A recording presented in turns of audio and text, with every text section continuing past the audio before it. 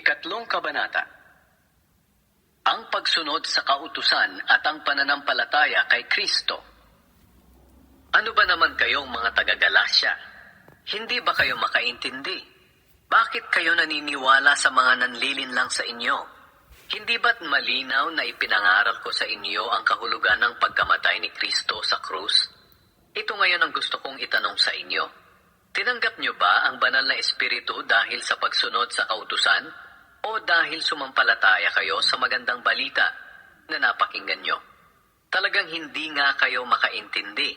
Nagsimula kayo bilang mananampalataya sa pamamagitan ng kapangyarihan ng espiritu. Bakit ngayon pinipilit ninyong magpakabanal sa pamamagitan ng sarili ninyong pagsisikap? Wala na bang halaga sa inyo ang naranasan ninyo? Mawawalan na lang ba ito ng kabuluhan? Hindi ba't ibinigay sa inyo ng Diyos ang kanyang espiritu at sa pamamagitan niya ay gumagawa kayo ng mga himala?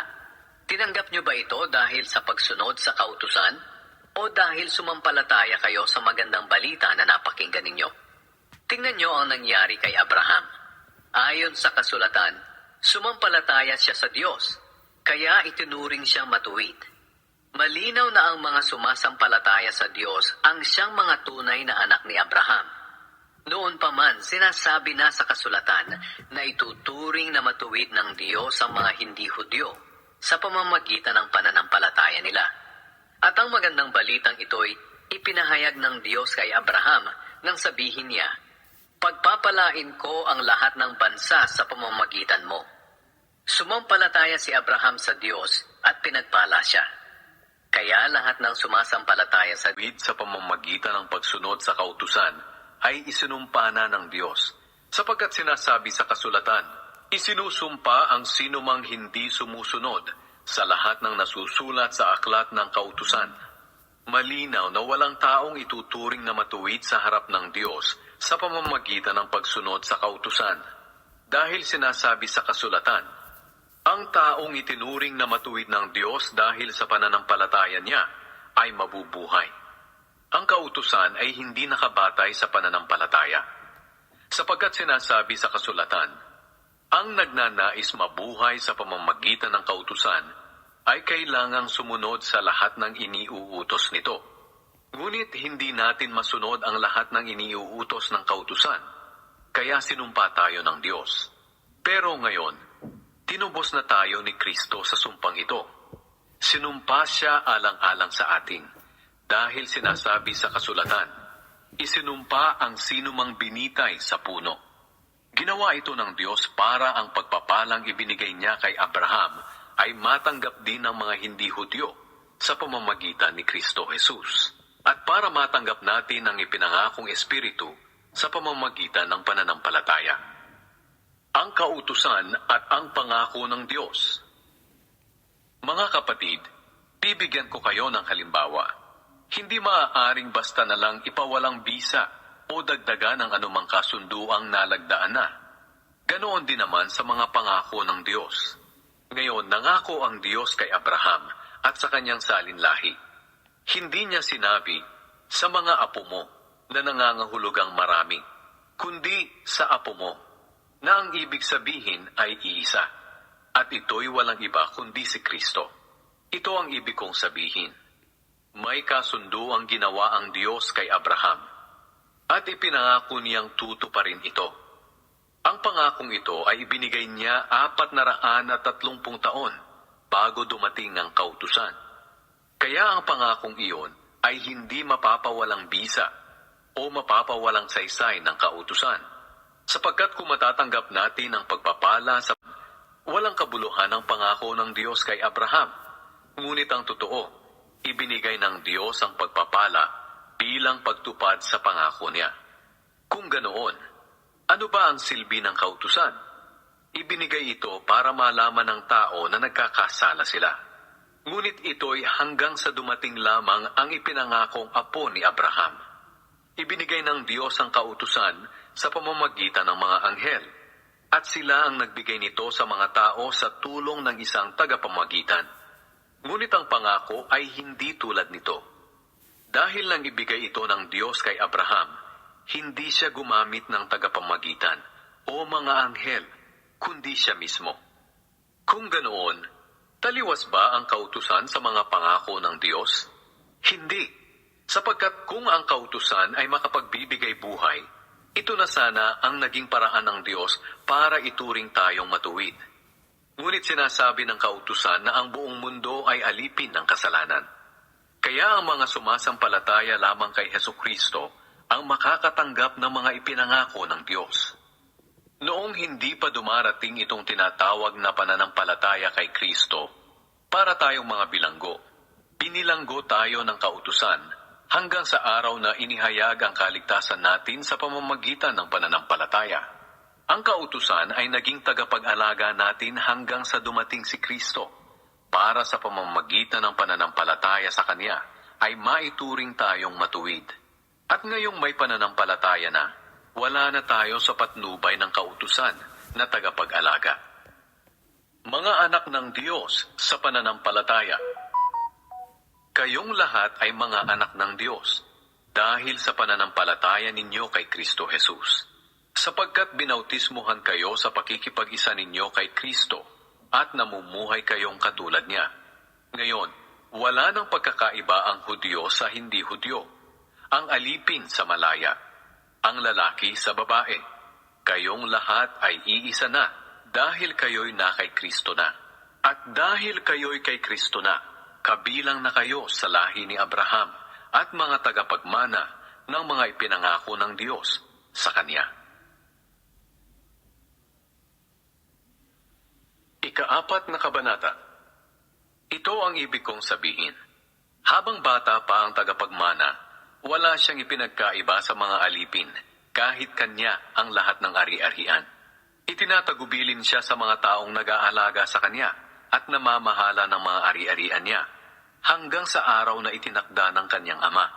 Ganoon din naman ang kalagayan natin bago dumating si Kristo. Inalipin tayo ng mga panuntunan ng mundong ito. Ngunit nang dumating na ang takdang panahon, isinugo ng Diyos ang kanyang anak sa mundo. Ipinanganak siya ng isang babae at namuhay sa ilalim ng kautusan para palayain ang mga nasa ilalim ng kautusan nang sa ganoon ay maging anak tayo ng Diyos. At dahil mga anak na tayo ngayon ng Diyos, isinugo ng Diyos ang espiritu ng kanyang anak sa ating puso, kaya makakatawag na tayo sa kanya ng Ama. Ngayon, hindi na tayo mga alipin, kundi mga anak. At kung mga anak tayo ng Diyos, tagapagmana rin tayo ng mga pangako niya. Ang pagmamalasakit ni Pablo sa mga taga-Galasya. Noong hindi niyo pa kilala ang Diyos, naging alipin kayo ng mga Diyos-Diyosan. Ngunit, buting sabihin na kinilala kayo ng Diyos bilang mga anak. Bakit bumabalik pa kayo sa walang bisa at mga walang kwentang panuntunan? Bakit gusto ninyong magpaaliping muli sa mga ito? May pinapahalagahan pa kayong mga araw, buwan, panahon at mga taon. Nag-aalala ako na baka nasayang lang ang lahat ng pagsisikap ko sa inyo. Nakikiusap ako sa inyo mga kapatid, na tularan ninyo ako. Dahil kahit isa akong Hudyo, tinalikuran ko ang pagsunod sa kautusan ng mga Hudyo, at naging katulad ninyong hindi Hudyo. Wala kayong kasalanan sa akin. Alam naman ninyo na ang pagkakasakit ko ang naging dahilan, kaya ko naipangaral sa inyo ang magandang balita sa unang pagkakataon. Kahit naging pagsubok sa inyo ang sakit ko, hindi nyo ako hinamak o itinakwil. Sa halip tinanggap nyo pa nga ako na parang isang anghel ng Diyos o parang ako na mismo, si Hesukristo. Napakasaya natin noon. Ano ang nangyari? Ako mismo ang makakapagpatunay na kung maaari lang noon ay dinukit na ninyo ang inyong mga mata para ibigay sa akin. Naging kaaway na ba ninyo ako dahil sinasabi ko ang katotohanan? May mga tao riyan na nagpapakita ng pagmamalasakit sa inyo, pero hindi mabuti ang hangarin nila. Gusto lang nila akong siraan para sila ang sundin ninyo. Hindi masamang magpakita sila ng pagwala ako sa piling nyo. Basta't mabuti lang ang hangarin nila. Minamahal kong mga anak, hanggat hindi nakikita sa inyo ang buhay ni Kristo, Maghihirap akong parang isang babaeng nanganganak. Kung maaari lang sana, makapunta na ako riyan at makausap kayo ng maayos, dahil nag-aalala ako ng labis sa inyo. Ang halimbawa ni Sarah at Hagar. Ngayon, sabihin nga ninyo sa akin, kayong mga nais magpailalim sa kautusan, hindi ba ninyo alam ang sinasabi sa kautusan? Sinasabi roon na may 2 anak si Abraham. Ang isa ay anak niya sa kanyang alipin na si Hagar, at ang isa naman ay anak niya sa asawa niya na si Sarah. Ang kanyang anak sa alipin ay ipinanganak ayon sa karaniwang panganganak. Ngunit ang anak niya sa kanyang asawa ay ipinanganak ayon sa pangako ng Diyos. Maaari nating tingnan ang 2 babaeng ito bilang isang paghahalintulad. Kumakatawan sila sa 2 kasunduan. Si Hagar ay kumakatawan sa kasunduan na ibinigay ng Diyos kay Moises sa bundok ng Sinai. Ipinanganak ng mga alipin ang mga anak niya. Si Hagar na kumakatawan sa bundok ng Sinai sa Arabia ay kumakatawan din sa kasalukuyang Jerusalem, sapagkat ang mga tao sa Jerusalem ay naging alipin ng kautusan. Ngunit ang asawang si Sarah ay hindi alipin, at siya ang kumakatawan sa Jerusalem na nasa langit. At siya ang ating ina, dahil hindi tayo alipin ng kautusan. Sapagkat sinasabi sa kasulatan, matuwa ka, baog na babae, ikaw na hindi pa nagkakaanak. Humiyaw ka sa kagalakan, ikaw na hindi pa nakakaranas ng sakit sa panganganak. Sapagkat kahit iniwan ka ng asawa mo, mas marami ang magiging anak mo kaysa sa babaeng kapiling ang kanyang asawa. Mga kapatid, mga anak kayo ng Diyos ayon sa pangako niya, tulad ni Isaac na ipinanganak ayon sa pangako ng Diyos. Noong una, si Isaac na ipinanganak ayon sa Espiritu ay inusig ni Ismael, na ipinanganak ayon sa karaniwang panganganak. Ganoon din ang nangyayari ngayon. Inuusig tayo ng mga taong nais magpaalipin sa kautusan. Pero ano ba ang sinasabi sa kasulatan?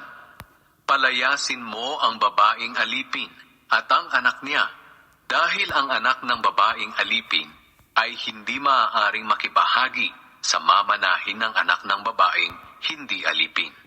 Kaya nga mga kapatid, hindi tayo anak ng babaeng alipin, kundi anak ng babaeng hindi alipin.